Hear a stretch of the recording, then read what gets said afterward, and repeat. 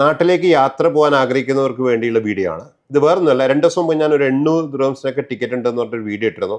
അത് പലരും അന്വേഷിച്ചു, പലരും നാട്ടിലേക്ക് ടിക്കറ്റ് എടുത്തു. ഇന്ന് ആ ടിക്കറ്റ് അവൈലബിൾ ഇല്ല.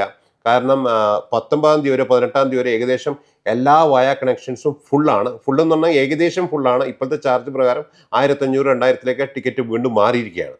അപ്പം ഒരു ഉദാഹരണത്തിന് പറയുന്നത്, ഇനി നിങ്ങൾ വിൻഡോ ഷോപ്പിംഗ് എന്ന രീതിയിലേക്ക് ടിക്കറ്റ് അന്വേഷിക്കുന്നതിന് ബദല് നമ്മൾ ഇനി ചെയ്യേണ്ടത്, നാട്ടിലേക്ക് പോകാൻ ആഗ്രഹിക്കുകയാണെങ്കിൽ 16-ാം തീയതിയാണ് ഡേറ്റ് എങ്കിൽ നമ്മൾ ഒന്നെങ്കിൽ 14-നോ 15-നോ 16-നോ ഏതെങ്കിലും ഒരു ദിവസം കിട്ടുമെങ്കിൽ, ഏറ്റവും ചീപ്പസ്റ്റ് ആയിട്ട് കിട്ടുമെങ്കിൽ ഇമ്മീഡിയറ്റ്ലി നിങ്ങൾ ലോവസ്റ്റ് ഫെയർ നിങ്ങളുടെ ബജറ്റിന് ഒതുങ്ങുന്ന ടിക്കറ്റ് കണ്ടാൽ ഇമ്മീഡിയറ്റ്ലി പർച്ചേസ് ചെയ്യുക. ഇപ്പം ഡിമാൻഡ് കൂടുതലാണ്.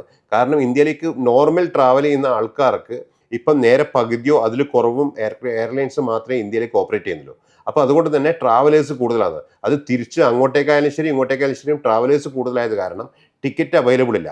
ഇന്നൊക്കെ എമർജൻസി ട്രാവലേഴ്സിനൊക്കെ ടിക്കറ്റ് നിങ്ങൾ പറയുമ്പോൾ 5000-4000 കൊടുത്തിട്ട് പോലും ട്രാവൽ ചെയ്യാൻ പറ്റാതെ, കാരണം ടിക്കറ്റ് അവൈലബിൾ ഇല്ലാത്ത സാഹചര്യത്തിലാണ് ഉള്ളത്.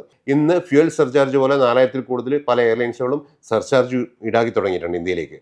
അതോടൊപ്പം നമ്മൾ മനസ്സിലാക്കേണ്ടത്, ആരെങ്കിലും നാട്ടിലേക്ക് പോകാൻ ആഗ്രഹിക്കുന്നതാണെങ്കിൽ നിങ്ങൾ ഒരു ഡേറ്റ് ഫിക്സ് ചെയ്ത് പിന്നത്തേക്ക് നിങ്ങൾക്ക് ഒരു ദിവസം അപ്പുറം മാറ്റിയെടുത്ത് ചിന്തിക്കാമെന്ന് വെച്ച് കഴിഞ്ഞാൽ പിന്നെ നിങ്ങൾ വീണ്ടും 2 ആഴ്ചത്തേക്ക് നീട്ടിയെടുക്കേണ്ടി വരും. ഇത്രയും ഇമ്മീഡിയറ്റ് ആണ് ഈ ഫ്ലൈറ്റുകളൊക്കെ ഫുള്ളാകുന്നത്. കാരണം അവൈലബിൾ വളരെ കുറവായതുകൊണ്ട് തന്നെ നിങ്ങൾ ടിക്കറ്റ് അന്വേഷിക്കുകയാണെങ്കിൽ ഇതും കൂടെ മനസ്സിൽ വെച്ചുകൊണ്ടായിരിക്കണം ട്രാവൽ ഏജൻസികളിൽ ടിക്കറ്റ് അന്വേഷിച്ച് പോകാൻ. Thank you.